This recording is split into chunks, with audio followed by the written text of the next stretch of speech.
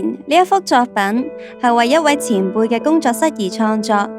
喺我哋嘅傾談中，發現大家喺藝術視野上都有相似嘅地方，當中俾咗我靈感嘅衝擊，就產生咗呢一幅作品嘅創作契機啦。呢一位前輩係一位金工嘅工匠，而喺五行中，火生土，土生金，而金又生水，係一種雙生。於是我就利用咗海邊收集返嚟嘅岩石，經過咗打磨同埋重新處理後，變成咗有天然顏色嘅土壤作為創作嘅材料啦。因為火係打金嘅主要元素，所以我就做咗火焰嘅形態。即係我望落去感覺到有啲嘢，即係慢慢可以散開咧。嗰個元素咧，加埋嗰啲物料咧，好配合到我哋輕裝手飾嘅嘢咯。咁同埋望落去啦，我哋 keep on fire 係嘛？